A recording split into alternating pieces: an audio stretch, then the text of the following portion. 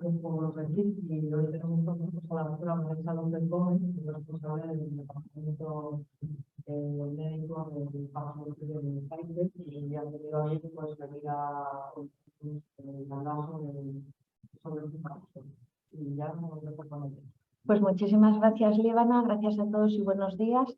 Gracias por este espacio que nos habéis reservado y sobre todo también por vuestro interés en conocer un poquito mejor Paxlovid, que es el fármaco oral para COVID-19 para paciente leve moderado. Comenzamos. Antes de comenzar y por temas también de compliance, sí me gustaría comentar que la intervención mía desde el Departamento Médico de Pfizer en esta sesión se limita a divulgar la información científica que está disponible a día de hoy sobre Paxlovid a requerimiento de vuestra comisión de docencia. Sin más dilación, pues comenzamos y sí me gustaría recordar inicialmente qué es Paxlovid. Sé que muchos de vosotros tenéis ya experiencia con el fármaco. Paxlovid es una combinación de dos principios activos.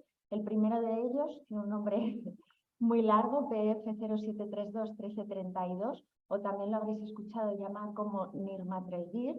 Es un inhibidor de la proteasa y es el principio activo que tiene actividad antiviral frente a SARS-CoV-2. Y va combinado con ritonavir, que es un fármaco que vosotros, un principio activo que bien conocéis porque se ha utilizado ampliamente para el tratamiento del VIH, es un antirretroviral y que en este caso lo vamos a utilizar a unas dosis muy bajas como potenciador farmacocinético de nirmatrelvir. Después os voy a explicar un poco más en detalle qué significa esto.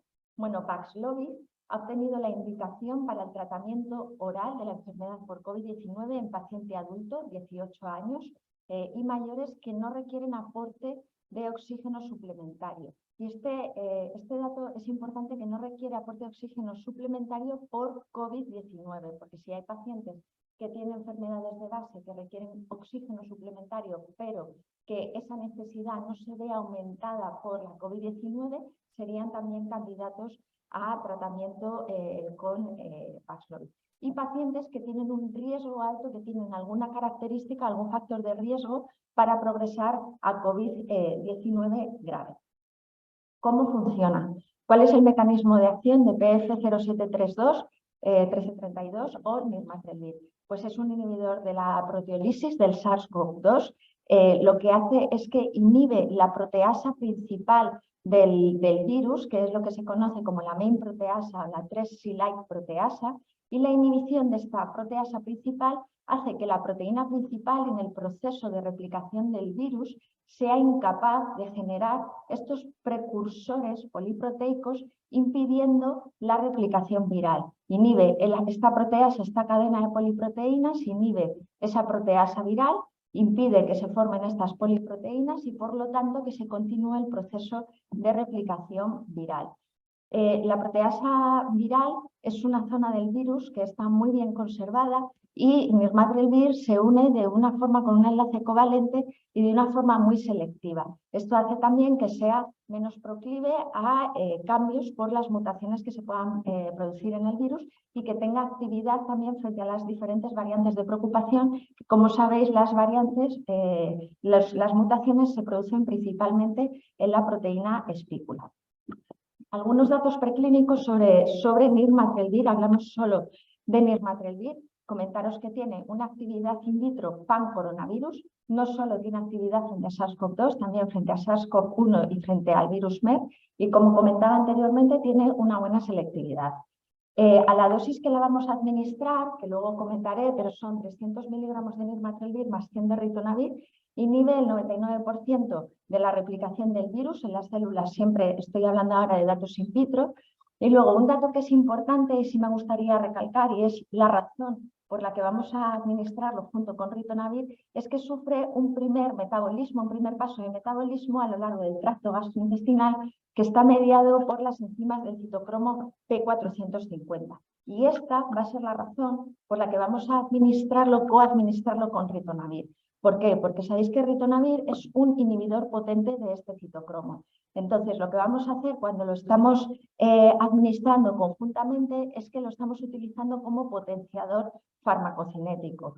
Lo que va a hacer es potenciar la biodisponibilidad de nirmatrelvir, enlenteciendo su metabolismo.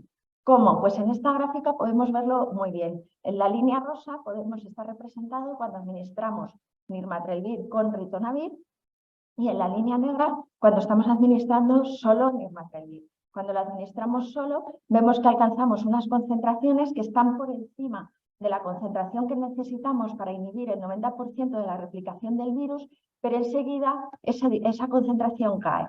Cuando lo administramos conjuntamente, vemos que esa concentración aumenta muchísimo, entre 4 y 5 veces por encima de la concentración que necesitamos para inhibir el 90% de la replicación del virus y que permanece activo durante más tiempo en el organismo. Esto nos va a permitir mayor concentración para asegurar que alcanzamos la concentración necesaria y además una disminución de la frecuencia entre las dosis, permitiendo así que la administración sea 2 veces al día. Os comentaba antes que el fármaco muestra actividad frente a las diferentes variantes de preocupación. No voy a marearos con esta diapositiva porque tiene muchísima información, pero simplemente que veáis que se han hecho diferentes estudios in vitro en el que ha mostrado actividad frente a las diferentes variantes, alfa, beta, gamma, delta, lambda, mu e incluso omicron. En el último que vemos aquí es frente a BA1 y BA2, donde ha mostrado esta actividad in vitro, pero os traigo también este otro trabajo que se ha publicado recientemente en el New England, en el que se han evaluado los 3 antivirales que hay a día de hoy disponibles, molnupiravir, remdesivir y también nirmatrelvir, y se ha visto que los 3 fármacos tienen valor terapéutico también frente a BA4 y BA5 con unas susceptibilidades, como veis aquí, que son similares a las de la cepa ancestral o a la de sus linajes. En este otro trabajo también podemos ver donde se han valorado también todos los antivirales. Si nos fijamos en esta parte de aquí de la derecha, donde está representado nirmatrelvir y las concentraciones que se alcanzan para las diferentes variantes de preocupación, pues vemos que también se mantienen o se alcanzan las concentraciones necesarias para inhibir el 50% de la replicación del virus y que esas concentraciones se mantienen también para la variante Omicron. Pasamos ya a ver cuáles fueron los resultados del ensayo clínico o a comentaros el ensayo clínico que le ha dado indicación al fármaco. Se trata del ensayo EPIC-HR, que es un ensayo clínico que significan las siglas, el acrónimo Evaluación del inhibidor de la proteasa en paciente de alto riesgo, high risk, y es un ensayo clínico aleatorizado, doble ciego, controlado en pacientes sintomáticos, pacientes no vacunados, no hospitalizados, adultos que tienen al menos un factor de riesgo de progresión para COVID grave. ¿Qué pacientes incluyeron? Pues adultos, como comentaban, que tuvieran confirmada la infección por SARS-CoV-2 mediante PCR, que tuvieran un inicio de los síntomas dentro de los 5 primeros días de la aleatorización al estudio, que tuvieran al menos un signo o síntoma, o sea, tenían que ser sintomáticos, y que tuvieran al menos una característica de progresión a COVID grave. Condiciones que conocéis muy bien y que para el ensayo clínico se definieron según las que están definidas por el Centro de Control de Enfermedades.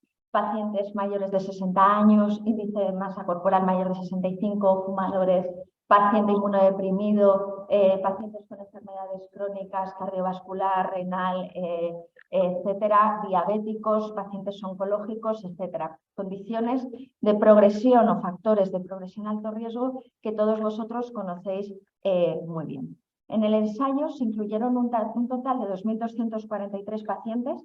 No lo veis aquí porque creo que en la pantalla se está viendo, pero es un total de 2.243 pacientes y las características sociodemográficas fueron muy homogéneas entre ambos grupos de estudio, nirmatrelvir con ritonavir y la comparación del grupo que fue tratado con placebo.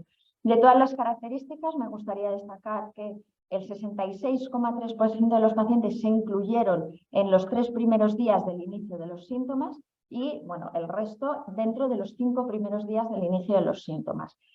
Comentaros también que la carga viral de los pacientes que tenían al inicio del estudio, que fue medida mediante hisopado nasal, pues en un 60% de los pacientes era mayor a 10 elevado a 4 copias por mililitro.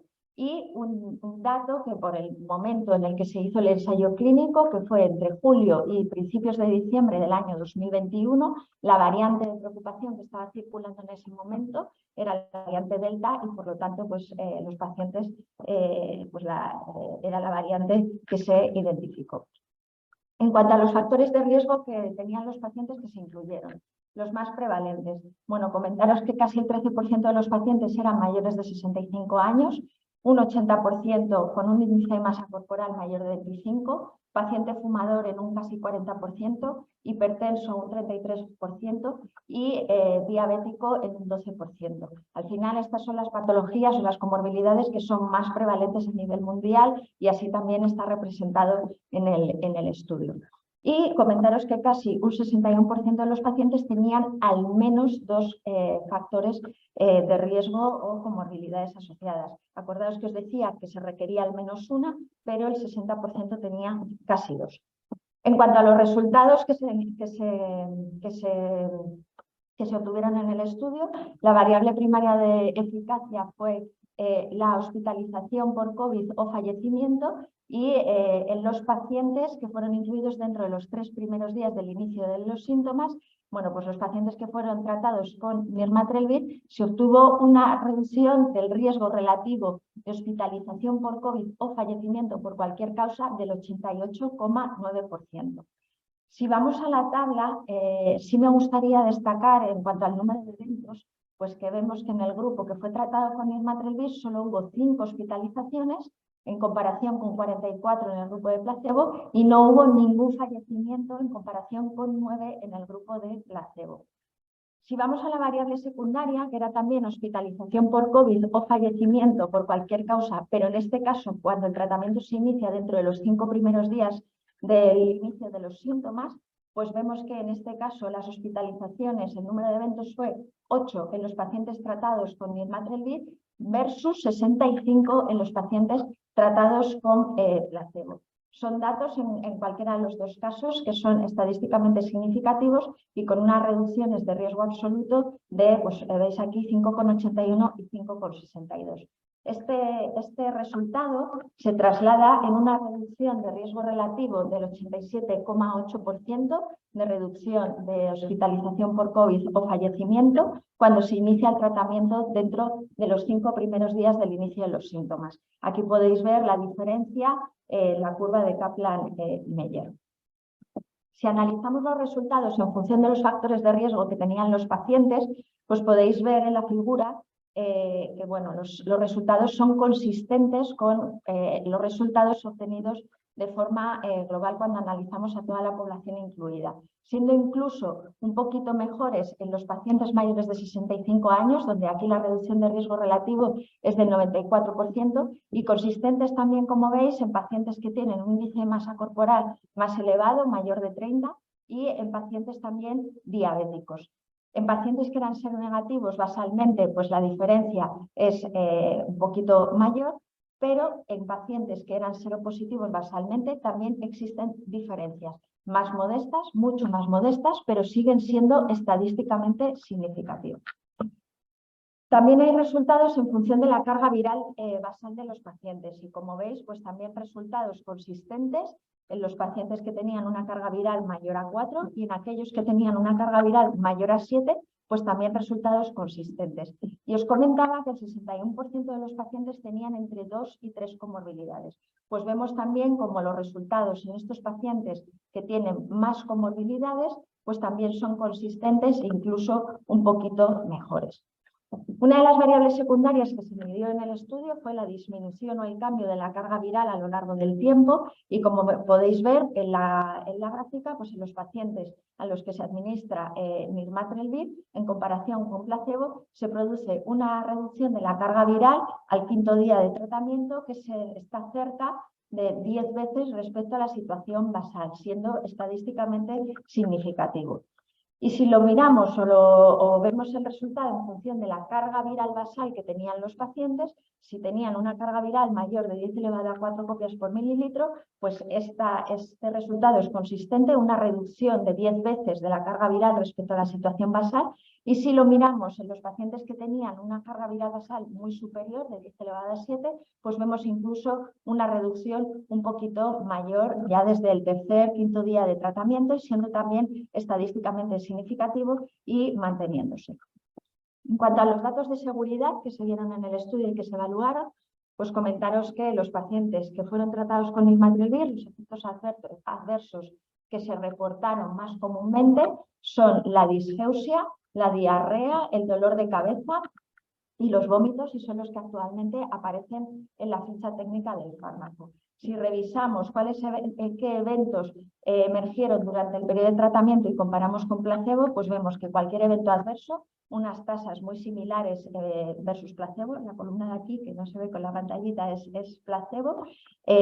Aquellos que fueron graves, menor en el grupo de nirmatrelvir que en el grupo de placebo, y aquellos que llevaron a la discontinuación, menor en el grupo de nirmatrelvir que en el grupo de placebo. Si revisamos cuáles fueron considerados o relacionados con el fármaco o con placebo, cualquier evento adverso aquí es mayor en el grupo de nirmatrelvir que en el grupo de placebo, pero aquellos que llevaron a discontinuación, pues como veis las tasas son muy similares en ambos grupos, 0,8 versus 0,6. Hasta aquí los resultados que os he contado propiamente dicho del ensayo clínico del New England, que se publicó en el mes de febrero, pero el estudio tenía otras variables secundarias, como fueron el alivio sostenido de los síntomas o la resolución de los mismos. Estos datos, cuando se publicó el estudio, no estaban todavía disponibles, no se habían analizado, pero ya disponemos de información que se ha publicado, como os se ha comunicado, como veis aquí, hace solo un par de semanas, en un póster en el ID Week, y bueno, me ha parecido interesante traeros esta información.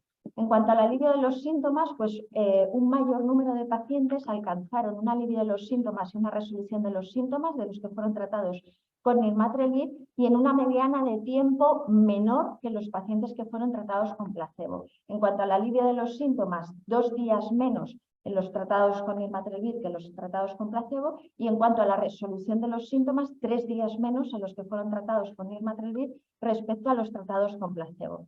Si revisamos, y sé que está muy pequeño y no se ve, pero bueno, un poco por daros la información, si revisamos esto mismo para cada uno de los síntomas, diferenciándonos, pues si también el tiempo medio y la resolución fue menor en cada uno de los síntomas cuando se revisan individualmente en el grupo tratado con nirmatrelvir que en el placebo, y aquellos en los que hubo mayores diferencias fueron en la tos no severa, en la fiebre, el dolor de cabeza y la dificultad para respirar o la disnea.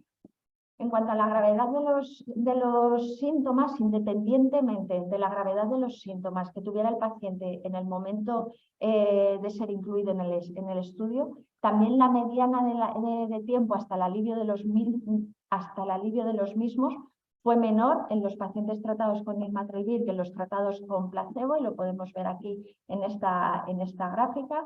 Y luego, pues curiosamente, los pacientes que fueron asignados al grupo de nirmatrelvir tenían basalmente síntomas más graves que los tratados con placebo. Esos pacientes, cuando terminó el estudio, a los 28 días de seguimiento, tenían menos gravedad de los síntomas que los tratados con placebo.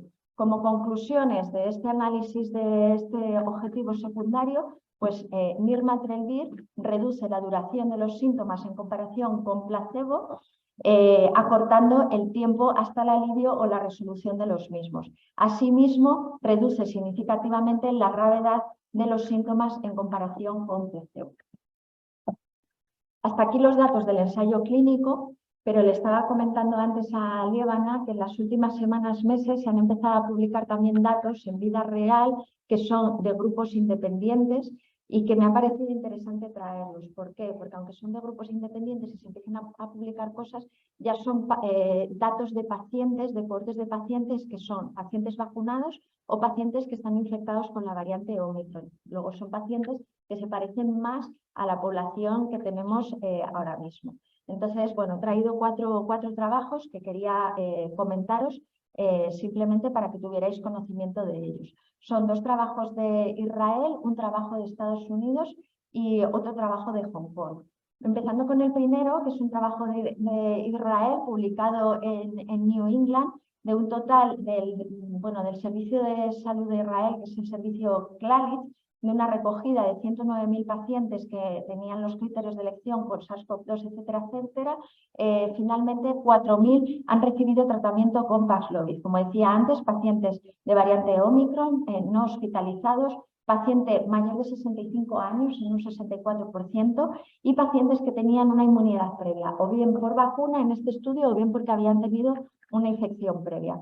En este estudio lo que valoran es como objetivo primario la hospitalización por COVID o el fallecimiento como secundario, y los resultados que obtienen es un 68% de reducción de riesgo relativo de hospitalización por COVID en los mayores de 65 años que habían tenido una inmunidad previa, o un 85% de reducción relativa, de riesgo relativo en los que no tenían inmunidad previa. Y en cuanto al fallecimiento, un 79% de reducción de riesgo relativo. Estos datos que os acabo de comentar de reducción de riesgo relativo se ven reflejados en esta tabla en función de si los pacientes tenían esa inmunidad previa o, perdón, no tenían esa inmunidad previa o sí tenían esa inmunidad previa, los hazard ratio que os he comentado, y también dividido entre los pacientes que incluyeron que estaban entre 40 y 64 años y mayores de 65. No me voy a entretener, os puedo hacer llegar el artículo si queréis verlo, pero sí mirad esta gráfica en la que se representa a los pacientes de mayores de 65 años. Yo creo que refleja muy bien las diferencias que hay entre pues, tratar a los pacientes y no tratar a los pacientes. Sin embargo, en los pacientes que están entre 40 y 64 años no se han visto diferencias o un impacto de tratar a estos pacientes. Probablemente tampoco tengan factores de riesgo asociados. El segundo de los trabajos que traigo también es de Israel, está publicado en Clinical Infectious Diseases, también paciente con variante Omicron, no hospitalizado, un 79% mayor de 60 años y un 75% que estaba también adecuadamente vacunado. Aquí el objetivo es compuesto, gravedad, progresión a gravedad por COVID-19 o mortalidad específica también por COVID-19. En este estudio pues, han obtenido de una base, de 180.000 pacientes, finalmente casi 4.800 fueron tratados con Paxlovid. Y en este estudio los resultados que obtienen son un 46% de reducción de riesgo relativo de progresión a COVID grave o mortalidad. En este estudio se analiza de forma independiente el efecto que tiene la vacuna, y de forma independiente la vacuna está asociada a un 80% de reducción de riesgo relativo también de progresión a gravedad o COVID o mortalidad específica. Son independientes, o sea, este análisis del 80% no es Paxlovid más vacunas, sino el efecto que tiene la vacuna independientemente. El tercero de los trabajos es de Estados Unidos, de una cohorte de 1.130 pacientes, también vacunados, no hospitalizados, una edad media de 58 años casi, y aquí tienen un objetivo compuesto de visitas a urgencias, hospitalización o fallecimiento, y un objetivo secundario de la valoración de cada una de estas variables de forma individualizada. En los resultados de este estudio, el 45% de reducción de riesgo relativo en el outcome primario en la variable compuesta. De todos los pacientes que se incluyeron y en la comparación, en la cohorte con la que se comparan, 10 fallecimientos se obtuvieron, pero no en el grupo de Paxlovid, sino en la cohorte con la que se está comparando el grupo tratado con Paxlovid, mientras que en el de Paxlovid no hubo fallecimientos. Y el último de los estudios es de Hong Kong, y este es un estudio que sobre una base de 40.776 pacientes lo que hacen es valorar pues qué eficacia o qué efectividad tienen el uso de los diferentes tratamientos orales, tanto molnupiravir como nirmatrelvir, sobre dos variables específicas, que es mortalidad por todas las causas o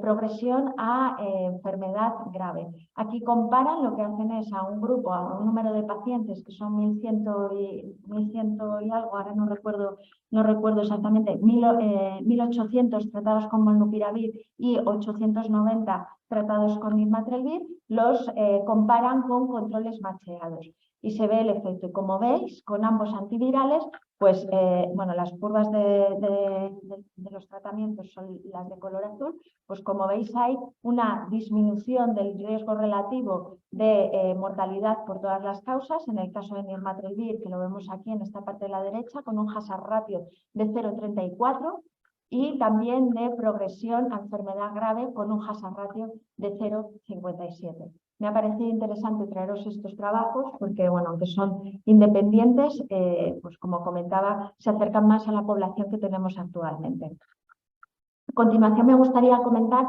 algunos aspectos de Paxlovid que son relevantes de ficha técnica para tener en cuenta. La posología que he comentado anteriormente, 300 miligramos de nirmatrelvir con 100 de ritonavir administrado 2 veces al día durante 5 días de tratamiento.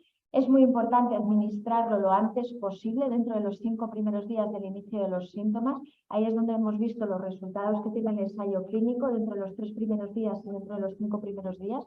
Por eso tiene esa ventana terapéutica.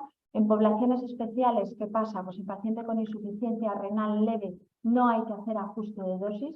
En paciente con insuficiencia renal moderada, con una filtración glomerular de entre 30 y 60, hay que hacer un ajuste de dosis y hay que reducir la dosis de nirmatrelvir a la mitad. Nirmatrelvir en el envase, en el blister, viene la dosis de 300, viene dividida en 2 comprimidos de 150 de color rosa. Al paciente que haya que hacerle ajuste de dosis, hay que decirle que tiene que desechar una de los comprimidos y tomar solo uno por la mañana y uno por la noche, eso sí, siempre con ritonavir para asegurar que estamos alcanzando las concentraciones necesarias.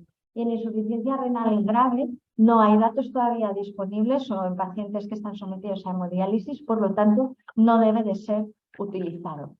En insuficiencia hepática leve o moderada no hay que hacer ajuste de dosis. En insuficiencia hepática grave no debe de ser utilizado, puesto que todavía no tenemos datos disponibles en estos pacientes. Hemos comentado que el fármaco va asociado a ritonavir y que el ritonavir es un inhibidor potente del citocromo 450. Muchos fármacos se metabolizan a través de este citocromo, por lo tanto hay que tener especial precaución si el paciente está recibiendo otros fármacos concomitantes y por lo tanto hay que revisar las posibles interacciones que se puedan producir.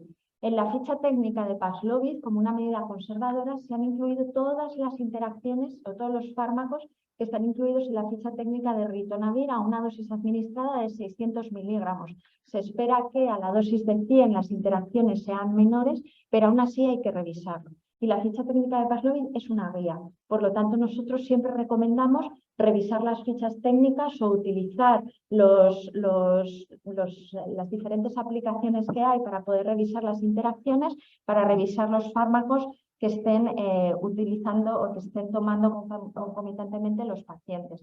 Muchas de estas interacciones se pueden manejar a nivel clínico, como todos vosotros sabéis y conocéis bien, en función también de la situación clínica del paciente, pero se pueden manejar o bien reduciendo la dosis de la medicación concomitante, utilizando una alternativa de medicación concomitante, aumentando la monitorización de los posibles eventos adversos o de la monitorización de los niveles terapéuticos de la medicación concomitante, discontinuando, si se puede considerar durante el tratamiento con Paxlovid, discontinuar el tratamiento con el fármaco concomitante, y si no es posible ninguna de estas opciones, pues obviamente evitar la coadministración y buscar otra alternativa terapéutica para COVID-19. Lo mismo pasa con las contraindicaciones, hay que revisarlo, en ficha técnica están definidas todas por grupo terapéutico, hay que revisarlo cuidadosamente. Y por último, para acabar, me gustaría comentar con vosotros, sabéis que, hemos comentado la indicación del fármaco, pero sabéis que la Agencia Española del Medicamento pues, ha emitido unos criterios para valorar la administración de las nuevas alternativas terapéuticas. La versión que os traigo es del 21 de octubre, pero ayer cuando venía para acá vi que había otra del 2 de noviembre, porque sabéis que está en continua actualización. Pero bueno, ahora os comento los cambios. En paciente de alto riesgo y enfermedad leve moderada, los pacientes son candidatos a recibir tanto anticuerpos monoclonales como antivirales, pero sin embargo la Agencia Española pues, considera que por la eficacia, facilidad de uso y acceso, se considera que la primera opción terapéutica recomendada es Paxlovid en la pauta que hemos comentado de 5 días de tratamiento. Indicando también que el tratamiento se debe iniciar dentro de los 5 días del inicio de los síntomas y resaltando lo que hemos comentado, que hay que revisar cuidadosamente las posibles interacciones farmacológicas. En esta versión del 21 de octubre, y entendemos que por el problema que suponen para algunos pacientes, sobre todo inmunodeprimidos, que tienen una replicación viral persistente, la agencia ha considerado, valora el uso de Paxlovid en este tipo de pacientes que sean sintomáticos, para que se valore de una forma individual en cada uno de los hospitales y en consenso con las comunidades autónomas. ¿Qué grupos o qué condiciones son las que están priorizadas ahora mismo según las recomendaciones de la agencia? Pues pacientes inmunodeprimidos, independientemente de su estado de vacunación, personas no vacunadas mayores de 80 años, no vacunados mayores de 65 y con al menos algún factor de riesgo para progresión y personas vacunadas desde hace más de 6 meses mayores de 65 y con al menos un factor de riesgo de progresión. Conocéis muy bien los datos, la información y al final sabemos que son los pacientes más vulnerables, los que son inmunodeprimidos y también los mayores, los que tienen mayor riesgo de hospitalización y fallecimiento. En el documento están redactados dentro de los pacientes inmunocomprometidos cuáles son todas las enfermedades que se consideran, así como todos los tratamientos inmunosupresores, tanto corticoides a dosis altas y periodos prolongados como inmunomoduladores biológicos que están recogidos. La actualización que se hizo el día 2 de noviembre dentro de los inmunomoduladores biológicos han especificado algo más alguno de los grupos terapéuticos, ha sido el cambio que he identificado y bueno, como son muchísimos, no vamos a ir a lo largo de todo ellos. Y en cuanto a los factores de riesgo de progresión, también están todos recogidos, cuáles son los factores que están priorizados. Simplemente comentaros, porque cambió en esta revisión que os digo del día 21 de octubre, que la tasa de filtración glomerular que estaba anteriormente era menor a 45 y se ha cambiado a menor de 60. ¿Vale? Para que lo tengáis también en cuenta ese rango. Y bueno, por último, el diagrama de los criterios que está en el documento de la agencia, en el que se describen tanto las opciones terapéuticas para COVID grave o crítico o COVID leve o moderado, que es donde nos hemos centrado en el paciente y donde tiene indicación Paxlovid, donde, como os comentaba, Paxlovid es el tratamiento de elección, a no ser que esté contraindicado por las razones que hemos comentado, o interacciones farmacológicas, o una insuficiencia renal grave o una insuficiencia hepática grave. En esos casos habría que considerar otras alternativas terapéuticas en función del grupo de pacientes. Si estamos hablando de un paciente inmunodeprimido y disponemos de una serología, si esa serología, el título de anticuerpos es bajo, pues considerar un anticuerpo monoclonal en función de las diferentes variantes. Y si la serología tiene un título de anticuerpos más altos o no está disponible, cualquiera de los tratamientos antivirales disponibles. Si Paxlovid está contraindicado en pacientes de los grupos 2, 3 y 4, o sea, aquellos mayores, vacunados, no vacunados, con factores de riesgo, pues aquí habría que valorar alguna de las alternativas terapéuticas antivirales como son Veklury o Lagevi. Y con esto yo acabo. Daros las gracias a todos por vuestra atención y bueno, no sé si hay alguna pregunta que podamos intentar ayudaros a resolver. Muchas gracias.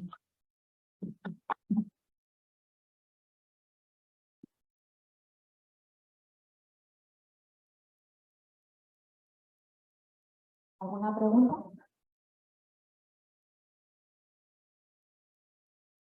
¿Hay alguna información a propósito de la prevención de los posibles llamados persistentes? No, no tenemos. De Paxlovid, comenta. De Paxlovid. No hay alguna publicación también de casos independientes que precisamente estuve revisando esta semana, de 4 o 5 casos publicados, pero nosotros no tenemos datos ni tampoco tenemos un ensayo clínico de momento en este tipo de pacientes, porque se está tratando sobre todo todavía de entender bien cuáles son los motivos que están causando este COVID persistente y a partir de ahí pues el poder valorar si Paxlovid en la fase en la que actúa, que es impidiendo la replicación viral, podría tener un papel en ese sentido, pero no hay datos. Hay alguna publicación independiente que en ese sentido, si estuviera interesado, luego después le tomamos los datos y le pedimos a nuestro centro de información que le haga llegar lo que hay. Pero hay poca cosa publicada en ese sentido y no datos de estudios desarrollados por Pfizer. ¿Alguna otra pregunta? ¿Sí?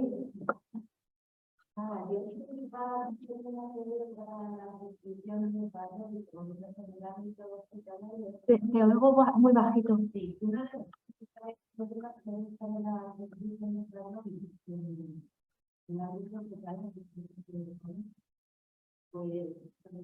el tema así de los ingresos, que cuando ingresan los pacientes, generalmente por la tarde, se pueden ingresar con un tiempo de evolución de 5 días, 5 límites, Otras veces habrá cambiado definitivamente, pero por ejemplo esta opción, pues la de fundamental, entonces, de determinada manera, puede hacer la relación con válido, no claro, ya por ejemplo, como queramos llamar,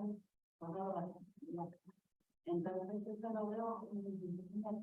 Lo ves como una complicación, claro, la ventana terapéutica, porque a veces que los pacientes llegan quizá demasiado ya avanzados.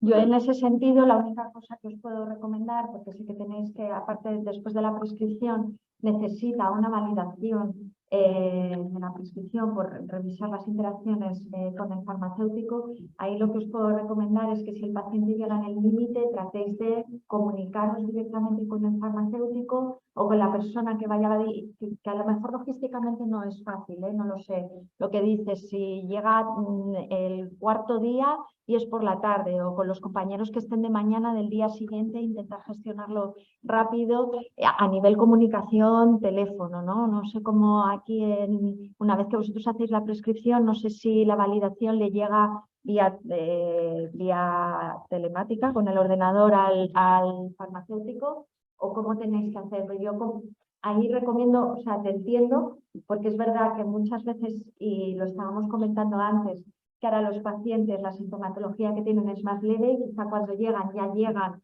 en ese cuarto día, quinto de evolución, más al límite, y que claro, que hay que ir muy rápido, y ahí recomiendo la comunicación. Nosotros no podemos recomendaros administrarlo en el sexto día porque los datos que tenemos son en el quinto. Entonces, bueno, ¿no? Me entendéis en ese sentido. Nosotros como laboratorio no podemos recomendar algo que no estaría dentro de la ficha técnica. Y entiendo que es una limitación y con cómo se están presentando actualmente los pacientes. Y aunque pensáis en ello, pues quizá no existe esa oportunidad, que quizás es más cómoda que otras opciones, ¿no? Porque hay otras opciones que son intravenosas y que ya te exigen, bueno, pues 3 días, la vía, etcétera, etcétera, ¿no? Te entiendo, pero no te puedo dar una solución. Sí, no, yo ahí lo único que puedo recomendaros es tratar de hablar con la persona que vaya, o sea, el tratar de agilizarlo todo a nivel comunicativo lo más posible, porque de otra manera no podría ser, ¿no? Si no, el paciente efectivamente pues se pierde, ¿no? Esa posible opción terapéutica.